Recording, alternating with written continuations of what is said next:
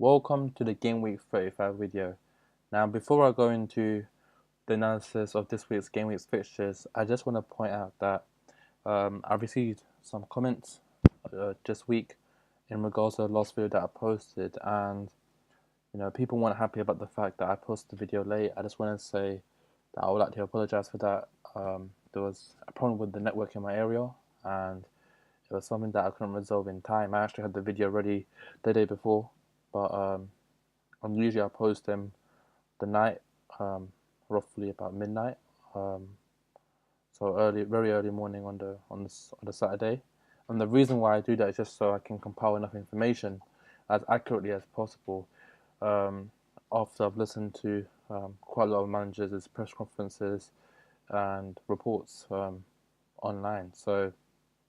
But I do think uh, it seems that people benefit more from having a video earlier in the week. Now, sounds like Thursday probably might be the best day, um, which gives people sufficient time to maybe do transfers. I've always said when it comes to doing transfers, you should, especially like example the double game week, it's pretty naive for someone to do it in between, unless it's a special player who um, his values are bound to increase. Then I could understand that, but generally you want to wait, and the reason because of that is because you don't want to waste a transfer on a player who potentially might get injured. So, but I think in future game weeks, there's a very high probability that we posting videos on the Thursday, so do look out for that. But yeah, I just want to go into this game week now. This week kicks off with City and Stoke, and City's main, I think, eye is on the Champions League. Now, with that in mind, the draw against Newcastle and the win against Chelsea, those were good results overall because they've gone to two places away and they've played quite well. You would say. I think the Newcastle game was a difficult one for them because, like I said, maybe if City were going for the title, that would have had a bigger meaning because it really goes to show when teams are at the bottom, they will scrap for even a point, and that's what Newcastle did. But Aguero, I mean, I was definitely considering triple captaining him during the week, and I just went to Sanchez because I had a dream that Sanchez could have hat trick, which he technically did across the two games. But yeah, Aguero, great game week. I think 26 points. What more can you expect? I mean, most people would have probably high captained him, and he did the business. In terms of other players that I would look at Man City, De Bruyne, yeah, and there's a few other players. But before I go into that, like I said, Man City's eyes are very much focused on the Champions League, and I think the with the welcome addition of a few players coming back from injury, like Company, that would probably benefit City. And just because of that, I would say you need to be careful about what players you bring in. So in this particular game week, you need to be wary that there's a chance Pellegrini will most likely rotate. And for instance, when it comes to his left back and right back situation, it's never quite clear who's going to start. Like for instance, is it going to be Zabaleta or Sanya, or is it going to be Clichy or Kolarov? He's been varying this quite a lot, and in the Champions League games, it does seem that he does like to have Sanya and Clichy, but that can change in depending on I guess the opposition and his tactics. So do be aware of that. And in terms of the players that I think people should be looking at City is, I think Aguero. If you haven't got him yet, you have to consider him because of what he can do, and he's shown that in the game week. To get a hat trick away to Chelsea, you still have to say it's a good performance. De Bruyne, I still think is someone who's worth considering, even though his value is high and everything. But I still think he does the business. So, but there is a risk with him because I do think Pellegrini might be thinking about resting him. And then you have these other battle players. But when it comes to Premier League, the one player I think maybe it's worth looking at is Nasri because he's not in the Champions League squad, so he's gonna play in the Premier League, and he's back now. So he's one I would actually really say offensively I would consider Nasri because he's pretty much guaranteed to start. Looking at logistics in terms of what team was submitted by Man City in the Champions League. Defensively, they've done well. I mean, okay, they considered against Newcastle, but they've compiled a few clean sheets, and The issue is, like I said, there's been quite a bit of rotation, and even though Company's come back, I think Pellegrini will be careful about him because he doesn't want to rush him so that he gets a reoccurrence of any of the injuries before. I mean, he's had a real big problem with his calf injuries. So I'm not so sure if Man City's defense is the right way to go, but if you have money, I guess, then you can look at them. But even then, you are inheriting a risk. The only player I would say that's guaranteed to play in Man City's back line is Joe Hart. And Stoke, on the other hand, I think played very poor against Tottenham, but I think they were dispatched also by a very good Tottenham side. So, and they started with Bojan, and we've seen them throughout the season rotate the strikers. Sometimes Jasulu, sometimes Bojan, sometimes Juve, sometimes they've even played Waters in that position, and looks like Shaqiri's got a bit of a hamstring injury, which is not good for Stoke. And if you remember this reverse fixture earlier in the season, Shaqiri actually dismantled Man City, and Arnautovic scored 2 goals. He's been recently quite a bit quiet, maybe because he's come back from injury and stuff. But yeah, I mean, look, if there was players to recommend from Stokes, I mean, look, with Shaqiri now looks like he's got an injury. Looks like offensively, I mean, Arnautovic is the one that he does offer the most.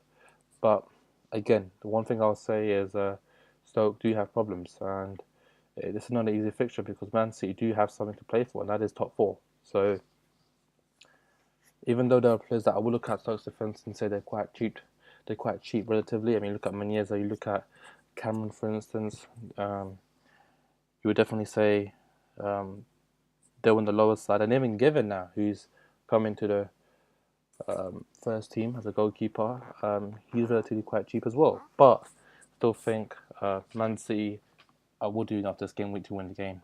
In terms of 3 o'clock games, we've got Villa and Southampton, and Villa confirmed relegation, and it's been a total mess. But to be honest, they didn't get dismantled against Man United, and they did okay, I guess, but not enough. And I think the future is about what they're going to do when it comes to the Championship, who do appoint as manager. I think Nigel Pearson is a manager that's been documented, who has obviously experience in the Championship, and I think they need to go with someone who can do the business in the Championship rather thinking about a manager in the Premier League, because I think it's such a difficult league. I mean, the teams that look like they're going to come up now doesn't look like the teams that went down last year. So it's a real difficult league to get out of, and it will essentially get promotion once you get relegated inside of it. Southampton, on the other hand, I think they'll be a bit disappointed with the Everton game because Everton, it's not a hard game. Sadly, now Everton are really shown to be very defensive naive on the Roberto Martinez, and Mane with the goal, and I think Pele got substituted just after an hour, so he might be fresh for this game. And I mean, Mane, Pele, those are 2 players I look at for sure. And look, like I said, versing Villa is not a bad thing. Most teams will think this is a pretty good fixture for them to have. So I think Southampton are favourites, and this one could have goals for Southampton as well. So it's worth considering some offensive players from them. Defensively, there are a few you can consider from Southampton. They've mixed and matched it a bit with Yoshida, but probably because rotation and stuff, and obviously Martina came in as well. But it's a tricky one. But I think Van Dijk can front other guaranteed players that will be playing in central defence. For Bournemouth, on the other hand, lost 2-1 to Liverpool, and welcome introduction of Callum Wilson, 40 minutes I think, and overall, look, Bournemouth have done enough this season, and that's all there really is to really say to them. I think Joshua King's been getting a few goals here and there, so looking at his value, he's definitely worth a shout. But Bournemouth do have some. I mean, Chelsea at home, it's not a worst fixture, but you're gonna say, how much really is Bournemouth gonna go for it? You've got other players like Guaido, Stanislas, but yeah, it's gonna be. I think it's a weird one if you really want to go for Bournemouth players, and we always discussed defenders before. Chelsea, on the other hand, beaten 3-0, but I think they want to probably come back and make a statement in this game. And when you consider they actually have a double game week coming up, so let me just show you this. It's not this game week, it's the next one. Yeah, so they have a double game week away to Sunderland, which it's not going to be easy because Sunderland are in a relegation fight, and again away to Liverpool. But I think they want to really make a statement because they want to end the season strong and make an impression to their new manager coming in. And a lot of fans were pretty sure quite angry about the performance against City. So expect something, some sort of reaction. Loftus-Cheek was playing in an interesting position as number 10, so he's someone I would really say, look at him, look what he did, and I would consider him.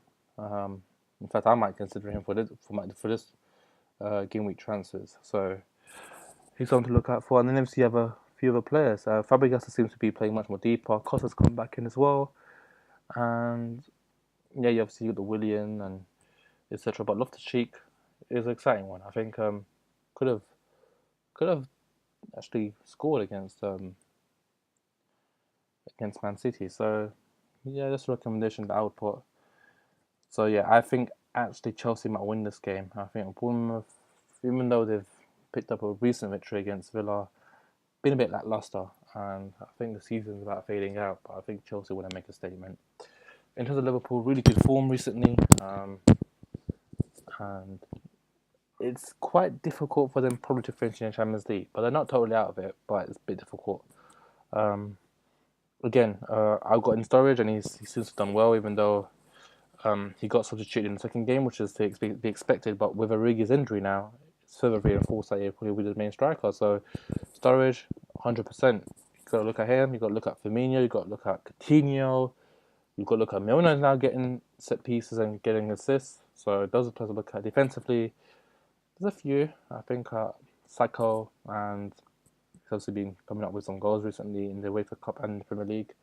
Got Marino as well, but those are the players. And Liverpool have been keeping clean sheets as well. So it's not a bad shout. But this game, it's a big game winning for Newcastle. A massive win for them and an important 3-0 win. One for goal difference and obviously the 3 points. And Rafa Benitez comes back to Anfield. Well, he's obviously been there before, but it's a story there. I mean, he's going back to Anfield with the Newcastle side, and I'm pretty sure he wants to get something out of the game. So obviously Liverpool are focused on the UEFA Cup as well, but I don't think they've given up totally on the league, and they want to finish as high as possible.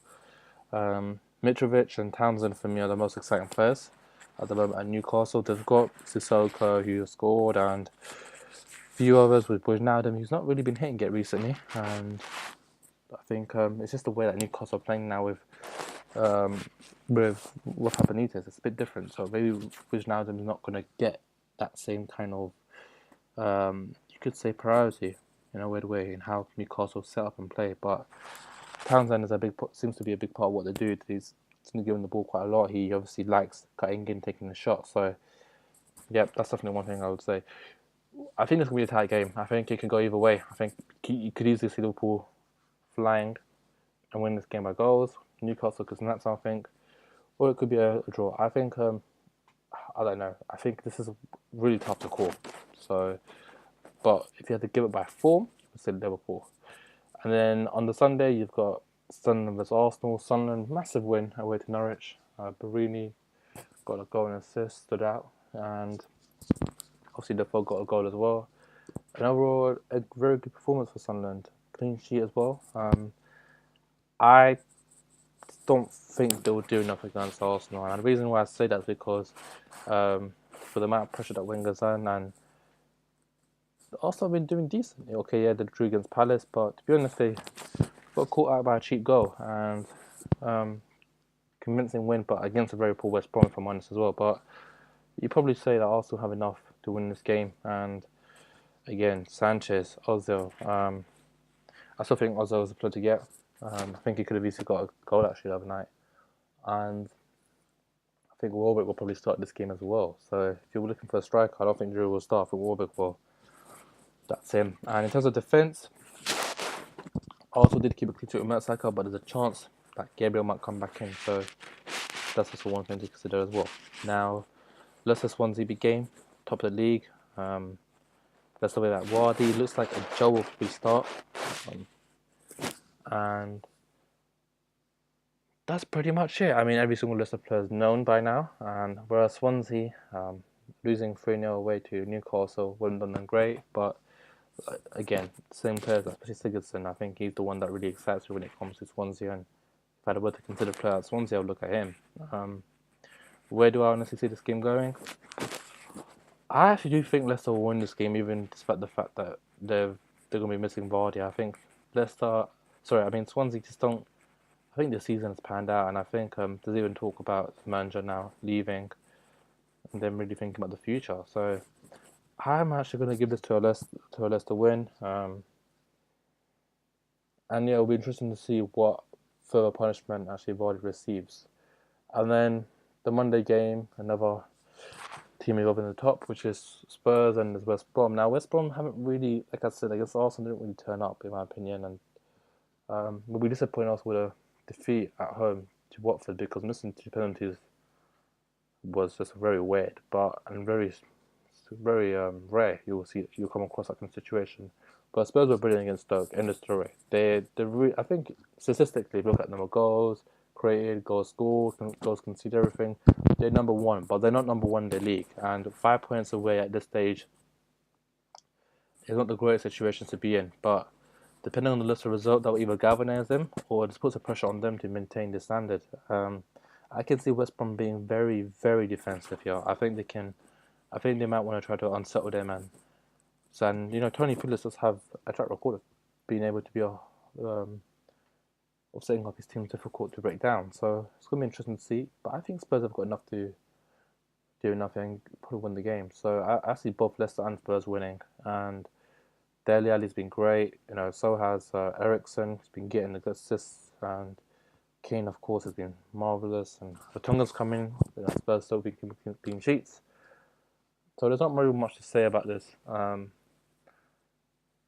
yeah, so that's basically my analysis of game week. I just want to point out again that in game week 37, it's a double game week. So we have West Ham have a double fixture along with Man United, Norwich, Watford, Sunderland, Everton, and Liverpool, Chelsea. I mean, out of these teams, you have to also look at the first fixture. Man United 2 away games, but they've shown they can get goals. FA Cup game against West Ham, they got 2 goals there as well. West Ham have shown to be getting goals recently as well. That's 2 home games, and got to look up players from West Ham. Norwich, for me, even though they got 2 home games in this game week, I just don't favour them. And Watford, on the other hand, Aurelio Gomez, I think, got the highest points I've ever seen a keeper get in a single game week. So I would love for anyone, if any of you guys have been following fantasy long enough, to tell me a keeper's actually got more points than him in a single game, because he saved 2 penalties, got 3 bonus, kept the clean sheet.